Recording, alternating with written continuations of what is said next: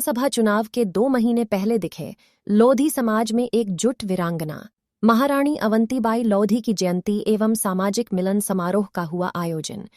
लोधी क्षत्रिय महासभा खैरलौजी द्वारा आज 1857 के स्वाधीनता संग्राम की महानायिका साहस, शौर्य व नारी शक्तिकरण की महानायक वीरांगना अवंतीबाई लोधी की जयंती बड़े ही धूमधाम से सामाजिक लोग के द्वारा मनाई गई। कार्यक्रम स्थल दमाहे लान से वीरांगना अवंतीबाई की प्रतिमा स्थल तक भव्य आकर्षक झांकियों के साथ रैली निकाली गई एवं वीरांगना अवंतीबाई की प्रतिमा की पूजा कर रैली अंबेडकर चौक पहुंचकर डॉ. बाबा साहेब आम्बेडकर की प्रतिमा की पूजा कर रैली दमाहे लॉन पहुंची एवं रैली के पश्चात दमाहे लान में मंचीय कार्यक्रम आयोजित किया गया। वहीं कार्यक्रम में प्रतिभावान छात्र छात्राओं को सम्मानित किया गया। इस कार्यक्रम के मुख्य अतिथि श्रीमती अनुभा मुंझारे प्रमुख अतिथि के रूप में कार्यक्रम की अध्यक्षता, अशोक लिल्हारे अध्यक्ष, जिला लोधी महासभा राकेश बनौटे लोधी महासभा ब्लैक अध्यक्ष, आयोजक समिति अध्यक्ष मिथिलेश नगपुरे, अजब सिंह कृपगए, योगेश सुल्किया, सेगम गणपुरे, राहुल दमाहे, मुकेश दमाहे एवं समस्त अतिथियों का भव्य स्वागत किया गया। वहीं संतोष थकरेले द्वारा अमर शहीद वीरांगना रानी अवंतीबाई के गीतों से सभी का मन मोह लिया। साथ ही अतिथियों के द्वारा लोधी समाज को सामाजिक, शिक्षा, राजनैतिक में आगे बढ़ने आह्वान किया गया। बनके भवानी मंडला की महारानी, हर जे समाज में बनके भवानी मंडला की महारानी, वो सरबान को फन लड़ते वतन पर देती है कुर्बानी। एक नारी होकर देश की आन बान शान बचाने अपने राज्य सहित अपनी प्रजा सहित सब कुछ न्यौछावर कर दिया। वतन पर क्या कहेंगे?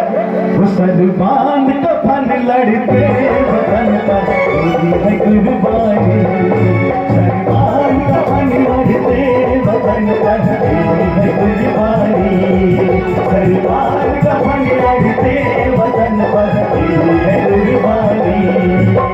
ऐसे समझ में बनके भवानी मंडला की महारानी, ऐसे समझ में बनके भवानी मंडला की महारानी, सरबान को फन लड़ते वतन को देती है कुर्बानी, सरबान को फन लड़ते वतन पर देती है कुर्बानी। मैं अकेले नहीं, हम सब चाहेंगे कि महारानी अवंतीबाई की जयंती सब लोग मिलकर मनाएं, सर्व समाज के लोग मनाएं। अब एक बात मैं आपको कहना चाहूंगी, कुछ छोटे छोटे उदाहरण मैं रखना चाहूंगी। आप राष्ट्रपिता महात्मा गांधी को जानते हैं, हर कोई जानता है। राष्ट्रपिता महात्मा गांधी किस समाज के थे? गुजराती ब्राह्मण थे। वो गुजरात से थे, गुजराती ब्राह्मण समाज में उन्होंने जन्म लिया था, लेकिन वो पूरे भारत देश का बच्चा उनको राष्ट्रपिता कहता है ना, कि सब गुजरात के लोग कहेंगे, हम सब कहते हैं, क्योंकि राष्ट्रपिता महात्मा गांधी ने जो दिशा हमको दिखाई, जो राह हमको दिखाई, अहिंसा परम धर्म का जो नारा उन्होंने दिया और देश की आजादी के लिए उन्होंने अहिंसा के रास्ते पर चलकर जो आवाज उठाई, इसलिए वो हम सब के लिए पूजनीय है। इसलिए 2 अक्टूबर गांधी जयंती को सभी लोग मनाते हैं। हर स्कूल में लड्डू बंटते हैं, हर स्कूल में बच्चों को भारत माता के गीत सुनाए जाते हैं और गीत गाने को कहा जाता है। ये सोचिए, शहीद चंद्रशेखर आजाद, जिनका नारा था आजाद हूँ आजादी रहूंगा और आजाद किया हूँ आजादी मरूंगा। शहीद चंद्रशेखर आजाद का सरनेम क्या था पता है आपको? उनका सरनेम था पांडे। और शहीद चंद्रशेखर आजाद एक कुलीन ब्राह्मण परिवार में पैदा हुए थे, लेकिन उन्होंने देश की आजादी की लड़ाई लड़ी थी और अपने नाम के आगे उन्होंने सरनेम भी नहीं रखा, कभी आजाद लिखते थे, चंद्रशेखर आजाद। तो शहीद चंद्रशेखर आजाद को हम सब पूछते हैं ना, कि अकेले ब्राह्मण समाज के लोग पूछते हैं, हम सब पूछते हैं, उनको याद करते हैं, उनकी वीरता को तो हमारे सबके रोंगटे खड़े हो जाते हैं। उसी तरह शहीद आजम भगत सिंह कौन थे? एक सिख परिवार में पैदा हुए थे। सिख जमींदार परिवार में उनका जन्म हुआ था। और सिख कौन होते हैं? सरदार लोग, आप जानते हैं सरदार जिनको हम लोग बोलते हैं, सिख समुदाय से आते हैं वो लोग, पगड़ी बांधते हैं।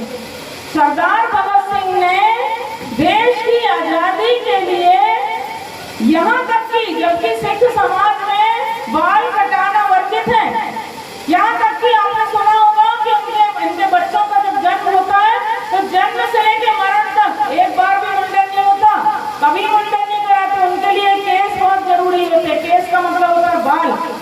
लेकिन शहीद भगत सिंह ने देश की आजादी के लिए और अंग्रेजी हुकूमत से लड़ते हुए जब वो अज्ञातवास पर थे, पुलिस जब उनको ढूंढ रही थी तो उन्होंने अपना केस भी कटवा दिए थे, बाल भी कटवा दिए थे। आपने उनकी फोटो कहीं देखी होगी, हेड लगाए हुए, टोपी लगाए हुए, उसी समय की फोटो है उनकी। तो ऐसे वीर वो सिख समुदाय के लोगों के पूजनीय नहीं है, सिर्फ हम पूरे देशवासियों के लिए सरदार भगत सिंह पूजनीय थे, हैं और हमेशा रहेंगे।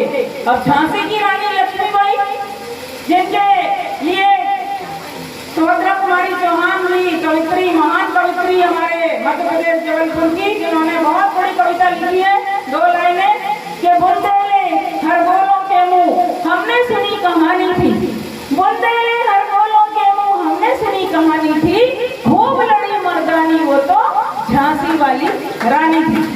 झांसी की रानी कौन थी? लक्ष्मीबाई कौन थी? किस समाज से थी? वो भी मराठी ब्राह्मण परिवार की बेटी थी। महाराष्ट्रियन ब्राह्मण परिवार में उन्होंने जन्म लिया था और महाराष्ट्रियन ब्राह्मण परिवार की ही वो बहू बनी थी, झांसी की रानी लक्ष्मीबाई। लेकिन उनको सिर्फ महाराष्ट्रियन लोग नहीं मानते, सिर्फ ब्राह्मण लोग नहीं मानते, हम सब मानते हैं, पूरा भारत देश मानता है।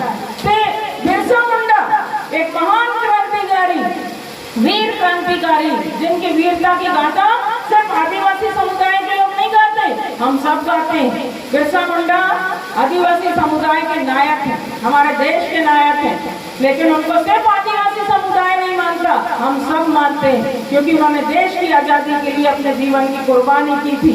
ऐसा कितने ही वीर हैं, कितने ही ज्ञात अज्ञात क्रांतिकारी हैं, जिन्होंने देश की आजादी के लिए हंसते हंसते अपने प्राणों का बलिदान किया था, सर्वस्व न्यौछावर कर दिया था।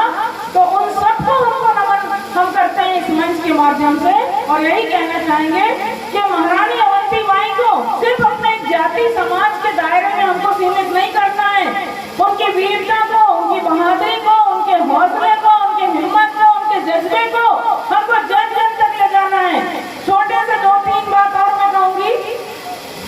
रानी अवंतीबाई का जैसे इतिहास की यहाँ पर बात हुई, भैया ने बताया अभी आपको कि किस तरह से शिक्षा के क्षेत्र में चाहता हूँ कुछ बोलना कि हमारे समाज को शिक्षा के क्षेत्र में पिछड़ा तो नहीं कह सकते, तो और कुछ करने की आवश्यकता है। अब और कुछ करने की आवश्यकता है। मैं अपने बारे में बताया तो बेसिकली मैं नाजू जिले का एक बढ़िया गाँव है, वहाँ का एक थोड़ा सा ग्राम का रहने वाला हूँ। उस समय जब मध्य प्रदेश से पीएमटी होती थी तो मध्य प्रदेश में लोधी छात्रों में मैं अकेले एक पीएमटी सेलेक्ट हुआ था और टिकट हुआ था। मुझे ऐसा कोई मार्गदर्शन नहीं मिला, न कोई किसने बताया। तो चूँकि मैं आप लोगों को मार्गदर्शन देना चाहता हूँ इस मंच के माध्यम से कि अपने बच्चों को जितना कोशिश करें पढ़ाने के लिए, जितना लगे अच्छी से अच्छी स्तर के ध्यान दें कि आगे चल के आपका नाम रोशन करेंगे। आपके बच्चे का एजुकेशन ही आपकी संपत्ति है और अच्छा संस्कार दें, बड़ों की इज्जत करें और अपने बुजुर्गों के भी ध्यान रखें। ये संस्कार बहुत अति आवश्यक है। रहा सवाल इस बात की कि अपन एकत्रित होकर अपन सब लोग चर्चा जरूर करते हैं, तो इसका पालन करना अति आवश्यक है। पालन नहीं कर रहे हैं तो अपन चर्चा करने का कोई महत्व नहीं रह जाता। आने वाले समय में अपन ऐसे ही एक गोष्ठी रखा करेंगे जिसमें समाज के प्रति कुछ मार्गदर्शन हो या समाज के प्रति अपन चिंतन करें। आदरणीय हमारे नक्कुर जी ने भी यह कहा कि हमारे समाज में थोड़ा सा राजनीतिक क्षेत्र में अपन काफ़ी पीछे हैं। मुझे इसके बाद ज़्यादा अनुभव तो नहीं है, पर ये बात जरूर है कि हमारे राजनीतिक क्षेत्र में काफ़ी पीछे हैं। एक समय था हमारे पास 3 एमएलए, एक सांसद हुआ करता था, एक दिल्ली फटे जी, स्वर्गीय दिल्ली फटे जब मंत्री हुआ करते सकते थे।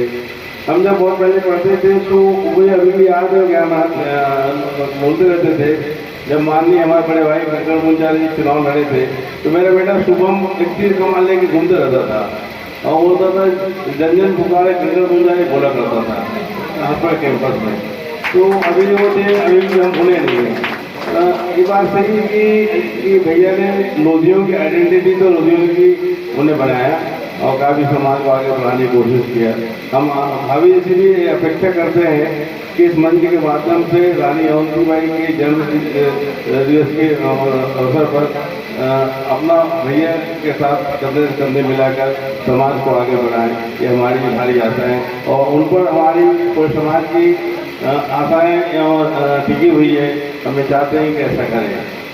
बाकी सभी वक्ताओं ने सब दे दिया है जो बोलना था। और अपन एकजुट हों, एकता हो और रानी अवंतीबाई के सच्चे पर चलें और अपने समाज का विकास